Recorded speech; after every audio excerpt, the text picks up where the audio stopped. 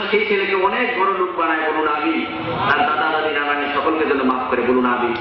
আসসালামু আলাইকুম।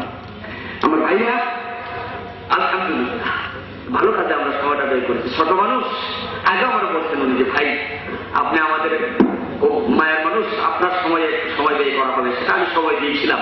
আসলে তো আমাদের জন্য ভালো হয়েছে, ছেলেরও উৎসাহ হয়েছে আর একটু সুন্দর তেলাওয়াত করেছে। আল্লাহ পাক আমরা সকলকে এইভাবে সুসন্তান দান করুন, বলুন আমিন।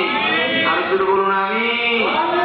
আমার ভাইয়া, তাহলে কি এই পৃথিবীতে বহু স্বর্ণের হাতাওয়ালা মানুষকে স্বর্ণের সেরা বসছেন আল্লাহ কান ধরে জমিনের পেটে ঢুকাইছিলেন। কি বলে ঢুকাইছিলেন? জর্ধানে একটা নদী আছে, সেই নদীটা হচ্ছে লম্বা হচ্ছে 100 মাইল আর দীর্ঘ হচ্ছে 80 মাইল। লম্বা কত মাইল? লম্বা কত মাইল? 100 মাইল। দীর্ঘ 80 মাইল। এই পৃথিবীতে আমরা যারা মানুষ বসবাস করি তার চেয়ে পানিতে 90 গুণ বেশি আল্লাহর সৃষ্টি জীব বসবাস করে। সুবহানাল্লাহ। আপনার পুকুরের ভিতরে যে জাল ফেলেন, যদি কোনো মাছ আপনি সেখানে না রাখেন, না ফেলেন, এরপরও কয়েকটা এইটা পয়সা পাইবেন না? পাইবেন। কিন্তু সেই নদীটা লম্বা হচ্ছে 100 মাইল, দীর্ঘ 80 মাইল। আপনি শুধু একটা কি বলবো মালি করা মাছও সেখানে পাইবেন না। হাগাডালু বুঝেননি? হাগাডালু পাইবেন না। আপনি সবাই আমরা বলবেন না কেমন নদী? যে নদীর ভিতরে মাঝি যদি নৌকা চালাতে চায় তার কলিজাটা থরথর করে কেটে উঠে। সেখানে অনেক আলেম ওলামারা সেখানে সফর করতে গিয়েছেন। কুল সিরু ফিল আরদি, জমিন ভ্রমণ করো। কুল সিরু ফিল আরদি, জমিন ভ্রমণ করো।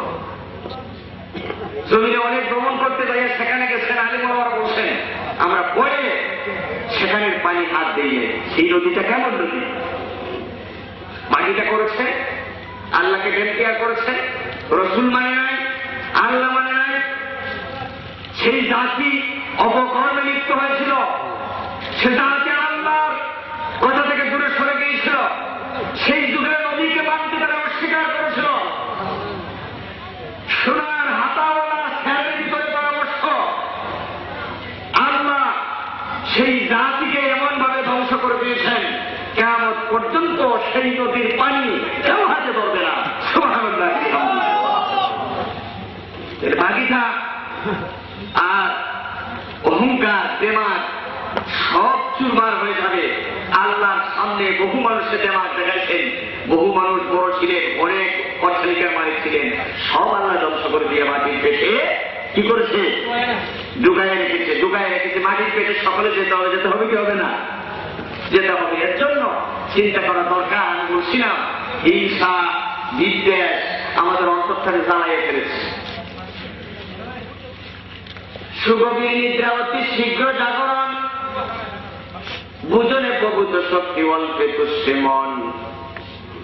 গভীর নিদ্রায় গিয়ে ঘুমাইয়া পড়ে মালিকের বাড়ি। অন্য একটা কুকুর তো আসতে দেবে না।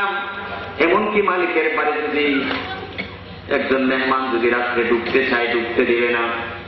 তাহলে দিবে আর চিৎকার দিয়ে বলতে থাকবে তার মালিককে তার বাসায় অপর লোক বাড়ির ভিতরে এসে উঠেছে, তাড়াতাড়ি সজাগ হয়ে যাও, নিদ্রা ভেঙে যাও। কুকুর যখন বেশি চটপট করবে, চিৎকার দিয়ে যখন সে কাঁদতে থাকবে, বাড়ির মালিক তো সঙ্গে সঙ্গে উঠে যাবে। কি বলেন, ঠিক না দেখি? ইয়ে তো প্রভুভক্তি। সারাদিন যদি না খাওয়ান, সারাদিন না খেলেও সে সন্তুষ্ট থাকবে আপনার উপরে, তার কোন কথা আপনার উপরে নাই, বেজার নাই। কত সম্মান আপনারা দেখলে করে, না খাওয়ালেও আপনার বাড়ির ভিতরে সে থাকে। এরপর সে কুকুরটার ভিতরে এত গুণ থাকার পরেও কেন সে কুকুরটা আজকে অধপতিত, সেই কুকুরটা কেন এত লাঞ্ছিত? তার একটি মাত্র কারণ হলো সেই কুকুরের ভিতরে বেশি হিংসা। নাউযুবিল্লাহ। একটা মাত্র কারণ, তার ভিতরে হিংসা, পরের ভালাই, পরের কল্যাণ দেখতে তার মনের ভিতরে খুব কষ্ট আসে। আল্লাহ যদি আমার আপনার কল্যাণ যদি করে, তাহলে কি আপনি যদি নাও চান, তাহলে কি সেই কল্যাণ থেকে আমরা কি ফিরে থাকবো নাকি? সে কল্যাণ আল্লাহ দেওয়া থেকে বন্ধ রাখবেন নাকি?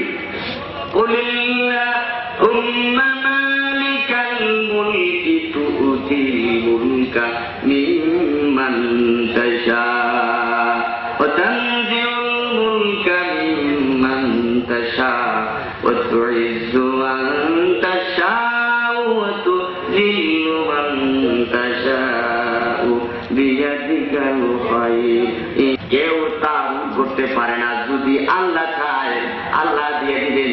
বরং সে আপনি রোধ করতে গেলে, প্রতিরোধ করতে গেলে, তা না দেওয়াতে গেলে আপনার বরং সে ক্ষতি হয়ে যাবে। ইন্নাল হাসাদা ফাইনাল হাসাদা তাকুলুন নারাল হাসাব, ইয়াকুলুন নারাল হাসাব। মানুষকে এমন ভাবে ধ্বংস করে ফেলে হিংসা। আগুন যেভাবে তার সম্পূর্ণ আমল, আগুন যেভাবে সম্পূর্ণভাবে বিশাল বড় একটা গাছকেও জ্বালায়া খালি করে দেয়, হিংসা মানুষের অন্তর থেকে এমন ভাবে নেক কাজকে বের করে দেয়, মানে সব নেক কাজ আরেকজনের উপরে চলে যাবে। যার সঙ্গে আপনার হিংসা থাকবে, আপনি হিংসা করার কারণে আপনার নেক আমল তার আমল নামায় চলে যাবে, আপনি শূন্য হয়ে যাবে। এর জন্য আপনারা প্রত্যেকটা বক্তব্য দেখেছেন, শামসুল উলামা আল্লামা হযরত সাহেব কেবলা ফুলতুবি রাহমাতুল্লাহি আলাইহি বক্তব্যের শুরুতেই বলতেন, বাবারা বড় যদি হতে চাও তাহলে মানুষের কল্যাণ দেখলে মনটাকে খুশি করে দিবে, সুবহানাল্লাহ। আর সবচেয়ে ছোট যদি হতে চাও, লাঞ্ছিত বঞ্চিত অবহেলিত যদি জমিনে হতে চাও, মানুষের কল্যাণ দেখতে মুখ বঞ্চিত করিও, তাহলে তোমার সব কল্যাণ ধ্বংস হয়ে যাবে, তার কিছুই হবে না, সুবহানাল্লাহ। সুতরাং আমার ভাইয়ের কল্যাণ দেখে আমি খুশি হওয়া দরকার আছে না নাই? দরকার আছে না?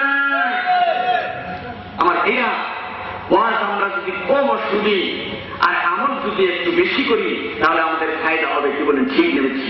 ওয়াজ একটু কম করাও ভালো, আর আমল একটু বেশি করা ভালো।